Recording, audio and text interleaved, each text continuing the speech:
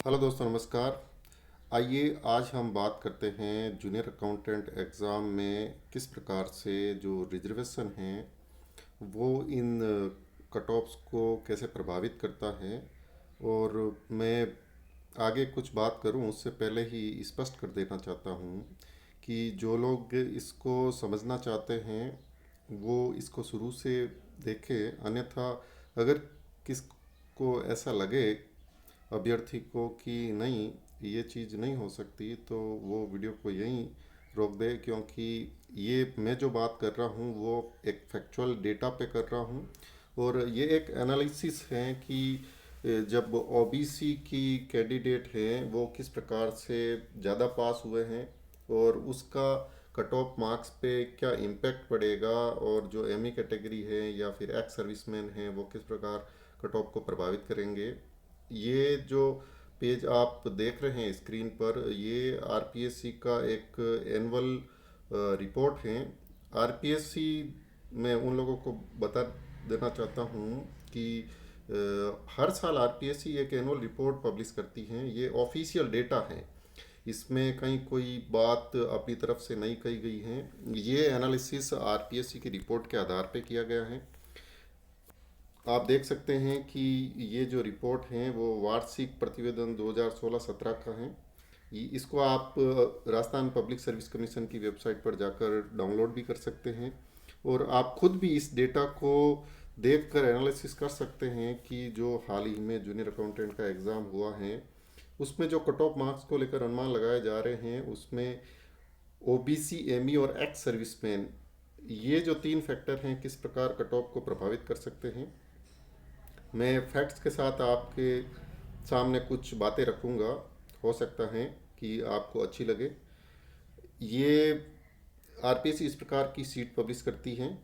आप यहाँ पे देख सकते हैं कि ये जूनियर अकाउंटेंट एग्ज़ाम है 2013 का। 2013 की जो भर्ती थी जूनियर अकाउंटेंट एग्ज़ाम की, उस भर्ती में किस प्रकार अलग अलग कैटेगरी के कैंडिडेट ने अप्लाई किया, उसमें से कितने कैंडिडेट सेलेक्ट हुए, ये आरपीएससी पूरी डिटेल देती हैं। तो सबसे पहले अपन बात करते हैं पदों की संख्या के बारे में। आपको पता होगा कि 2013 में 3497 पद थे जो जूनियर अकाउंटेंट के लिए थे। उसमें से जो अनुसूचित जाति हैं उसके कुल पद से 548, अनुसूचित जनजाति के 530 और अन्य पिछड़ा वर्ग के कुल पद थे 701, विशेष पिछड़ा वर्ग के 33 पद थे और जो सामान्य कैटेगरी हैं यानी जो जनरल हैं उसके कुल 1600 और 85 पद थे। उसके लिए टोटल जो फॉर्म्स आए हैं वो फॉर्म्स की संख्या आप यहाँ पे देख सकते हैं कि कुल कितने आवेदन इस एग्ज़ाम के लिए किए गए थे।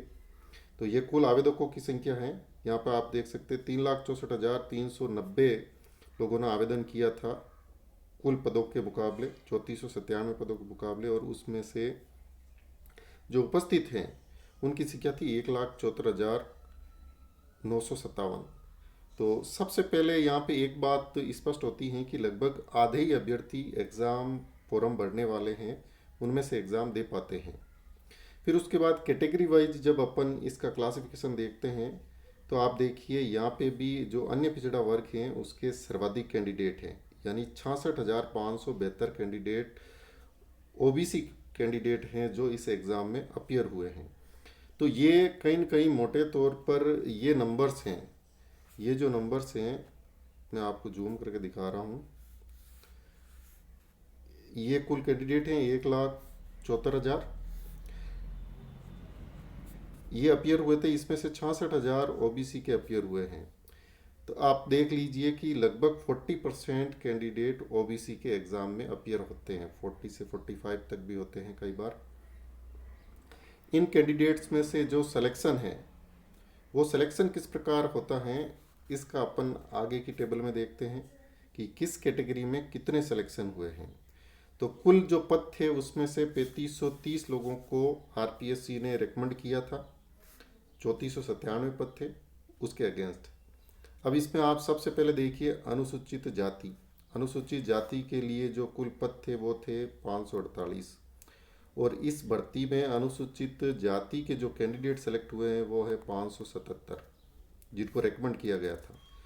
तो 548 और 577 यानी कुल 29 कैंडिडेट जनरल कैटेगरी से सेलेक्ट हुए थे अनुसूचित जाति के।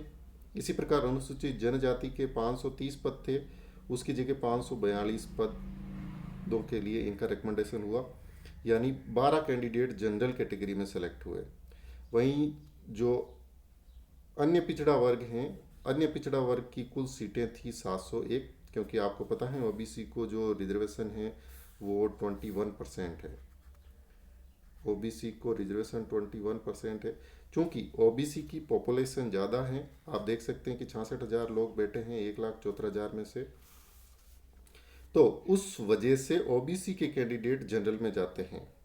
अब देखते हैं कि कितने कैंडिडेट जनरल में जाते हैं।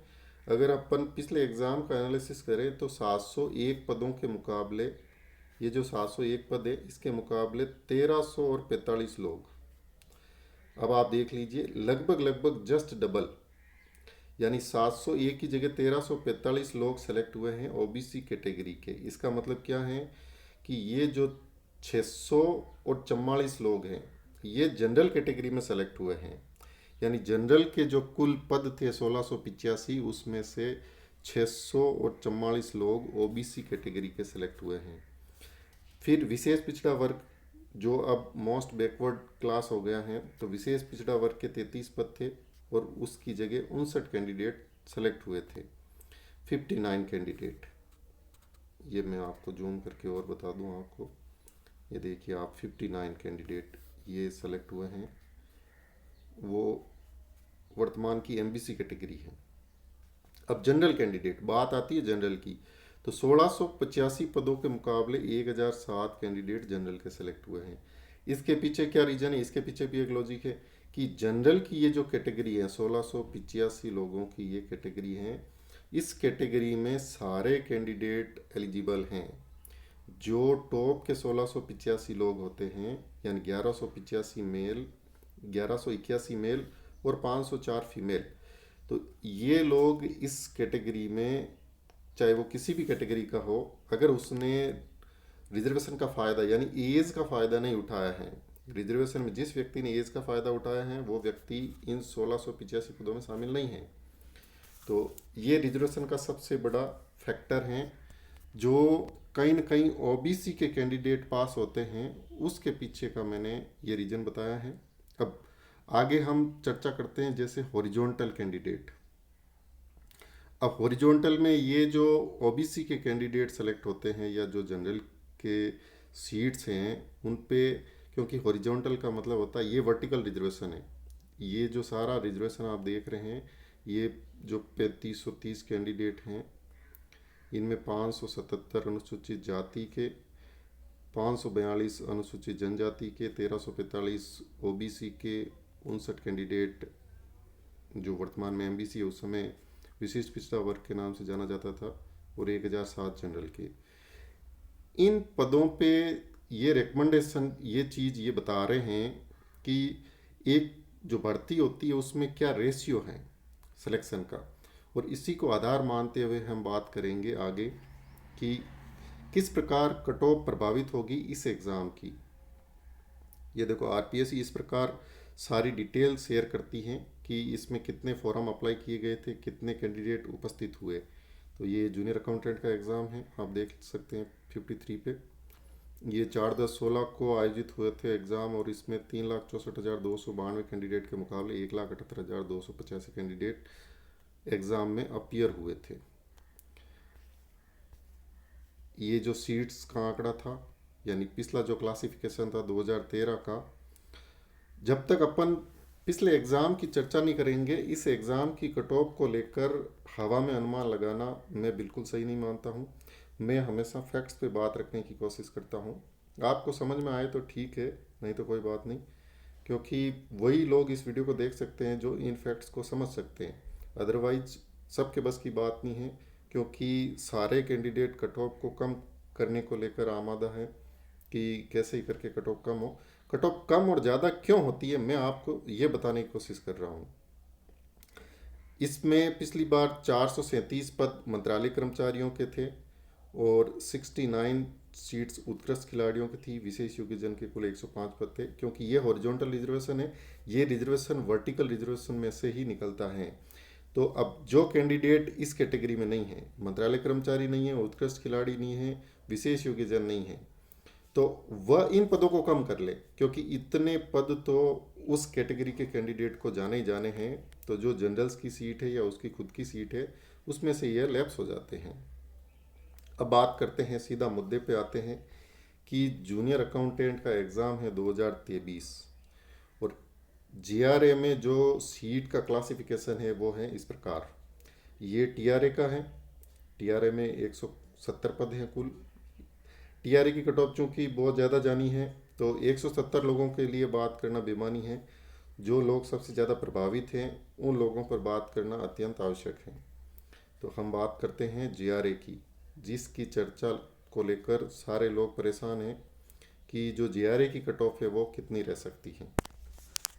अब यहाँ आपको एक चीज़ समझनी होगी कि ये जो एग्ज़ाम हुआ है इसमें 92,000 के समथिंग कैंडिडेट को एलिजिबल माना था बोर्ड ने, और उसके बाद 63,500 लगभग 63,500 लगभग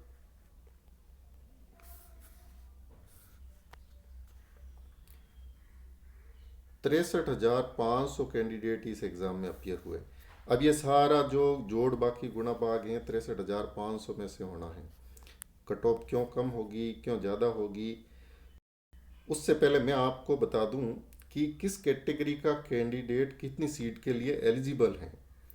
तो सबसे पहले जो ये 1242 पद हैं, ये 1242, इन 1242 पदों के लिए ओबीसी, एससी, एसटी, एमबीसी, इसके मेल फीमेल सब एलिजिबल हैं। यानी टॉप के 1242 लोग इन सीटों को फिल करेंगे।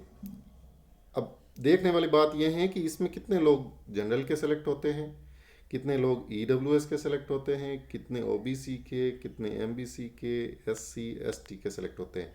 तो ऊपर अपन ने एक रेशियो देखा था कि एससी, एसटी के लोग कम सेलेक्ट होते हैं। अपने जो रिजर्वेशन है उनको पर्टिकुलर जो रिजर्वेशन कॉन्स्टिट्यूशन ने दिया है उनकी पॉपुलेशन के एक प्रोपोर्शन में दिया है।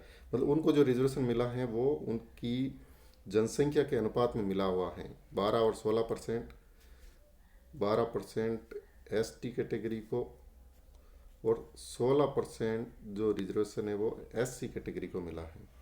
तो ये रिजर्वेशन इनको मिला है और इनका जो रिप्रेजेंटेशन फाइनल सिलेक्शन में जो रिप्रेजेंटेशन है वो बहुत मुश्किल 13% मान लो, इसको 17 मान लो, यानी 1% ही प्लस होता है, ज़्यादा से ज़्यादा 2% प्लस होता है।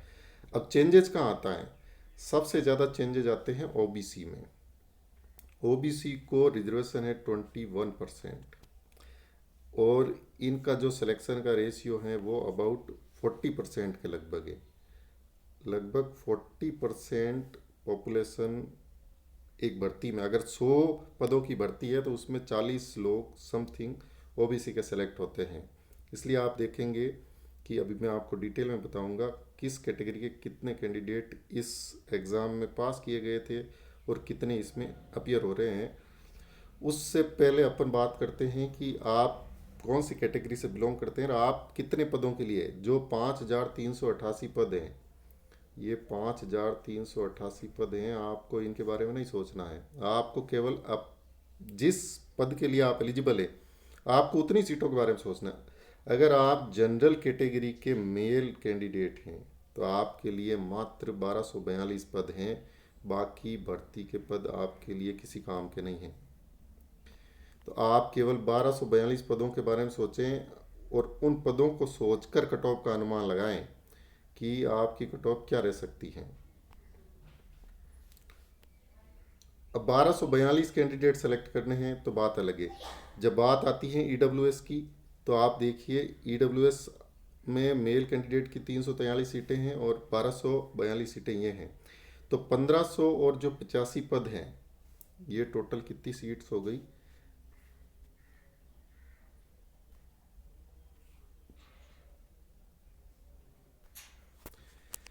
ये टोटल सीट्स हैं। अगर आप EWS के कैंडिडेट हैं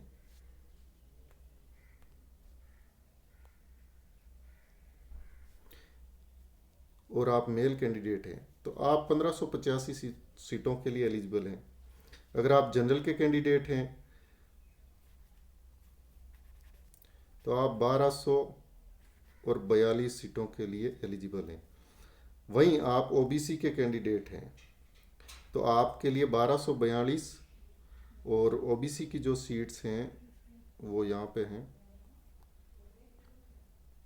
अन्य पिछड़ा वर्ग 714, यानी ये 714 और 1242 यानी 1956 सीटें। 1956 सीट OBC कैंडिडेट के लिए हैं इस भर्ती परीक्षा में। अगर आप OBC मेल कैंडिडेट हैं तो आपके लिए 1956 है। अगर आप OBC फीमेल हैं तो इसके अंदर आप 355 जो सामान्य महिला हैं और फिर OBC महिला की जो सीटें हैं ये आप यहाँ पे देख सकते हैं 205, इनको ऐड कर लीजिए तो ये 560 सीटें इसके अंदर प्लस हो जाएगी। अगर आप महिला अभ्यर्थी हैं तो आपके लिए ये तकरीबन 5400, 2500 और 14 के समथिंग सीट्स आपके लिए अवेलेबल है।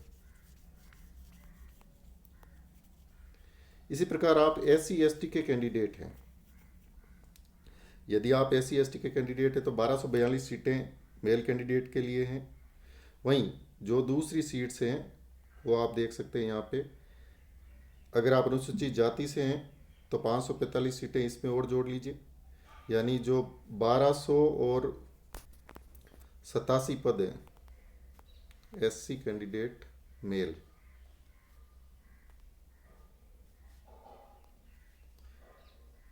SC मेल के लिए 1700 और 87 पद,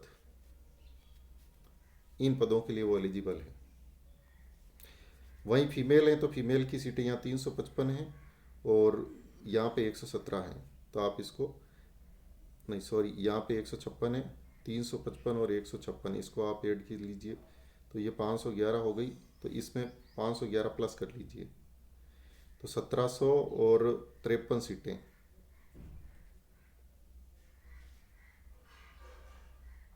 सॉरी, ये 1700 के अंदर आपको प्लस करना है 511, 1785 में आपको 511 ऐड करना है, सॉरी,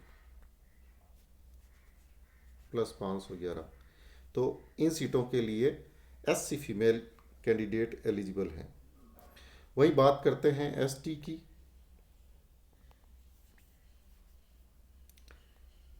ST कैटेगरी है उसके लिए वापस से 1242 और 409 यानी 1600 और 51 सीटें ST मेल के लिए। और अगर फीमेल की बात करें तो 355 और यहाँ पे 117 सीट्स हैं। तो ये 400 और 72 ये सीटें प्लस कर लीजिए। तो अगर आप ST फीमेल हैं तो आपके लिए कुल सीटें हैं वह हैं लगभग 2100 और 31 के लगभग, 2123 सीटों के लिए आप एलिजिबल हैं। तो जो कट ऑफ कम जाने का रीजन है उसके पीछे ये सीट्स, ये इम्पोर्टेंट है।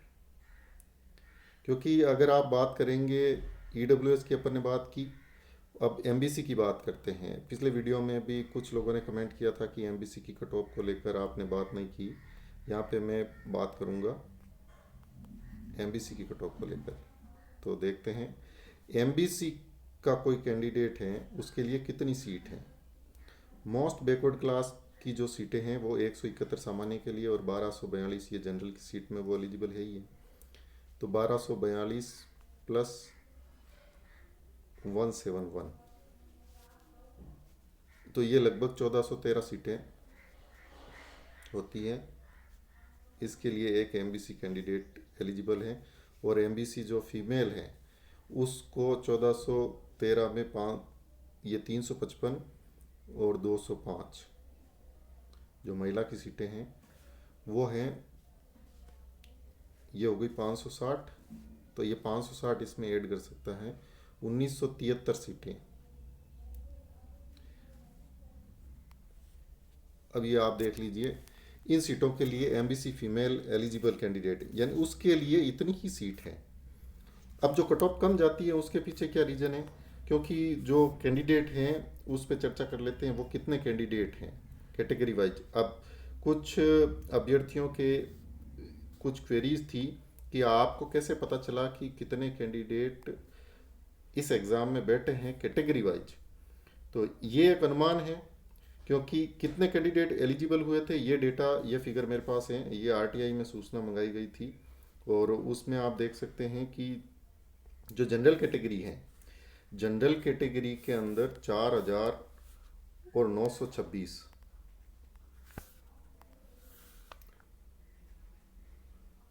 4,926 कैंडिडेट पास किए गए थे। 12,700 और 3 12,703 ईडब्ल्यूएस के अंदर पास किए थे। फिर 5,494 कैंडिडेट एमबीसी में थे, 5,494। ये एमबीसी में अन्य पिछड़ा वर्ग के सबसे ज़्यादा। ओबीसी के कैंडिडेट थे 44,866।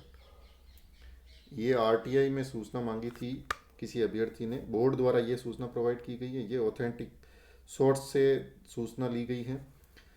जो अनुसूचित जाति हैं उसकी 13,283 और जो एसटी कैटेगरी है उसकी 9,173 कैंडिडेट को पास किया था। तो ये टोटल कैंडिडेट थे लगभग 92,500।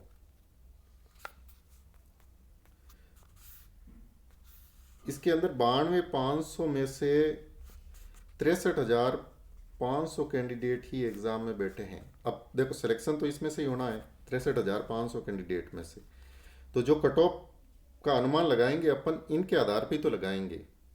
अब इसमें जो कैंडिडेट हैं वो कैटेगरी वाइज कितने कितने बैठे हैं वो मैं आपको बता दूं एक बार, कि इनका 70% लेते हैं, इन सब का 70% लेते हैं। तो जो जनरल कैटेगरी है उसके कैंडिडेट आते हैं लगभग 3,500।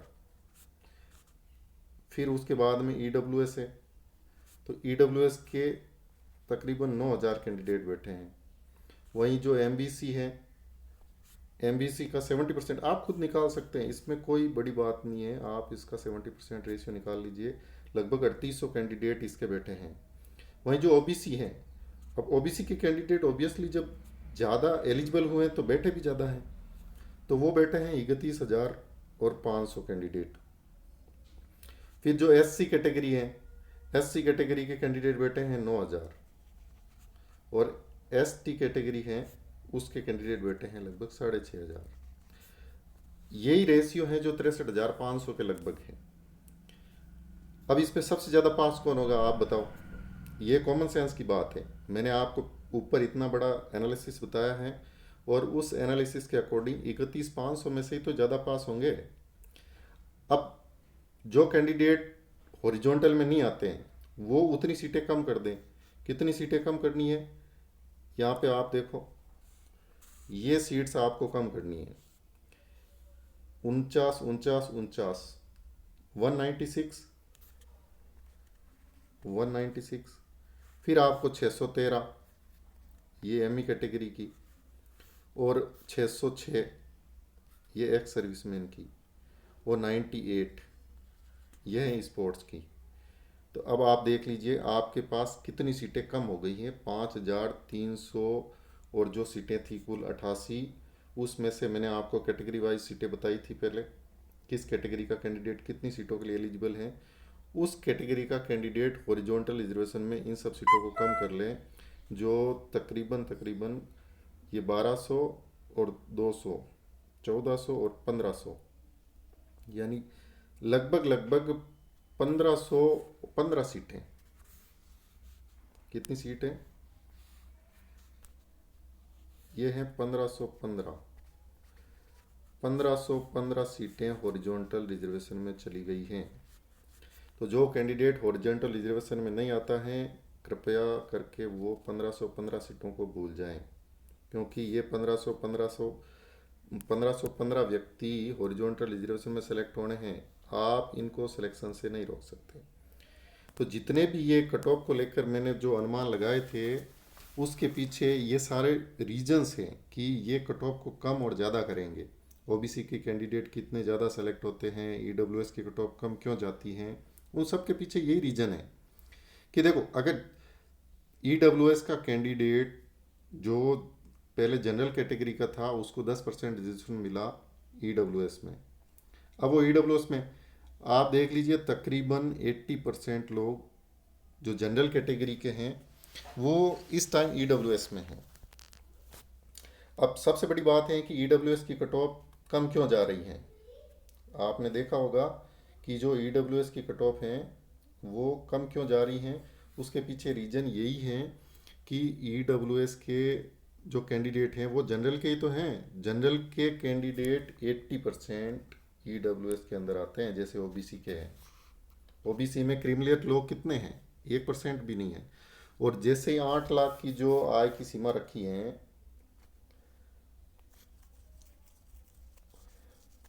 मैं आपको डिटेल में बताऊंगा, बिना सर पैर की बात करने कोई फ़ायदा नहीं है। कैंडिडेट नेगेटिव कमेंट करते हैं, आप फैक्ट्स पे बात करो, हर आदमी को समझ में आएगी।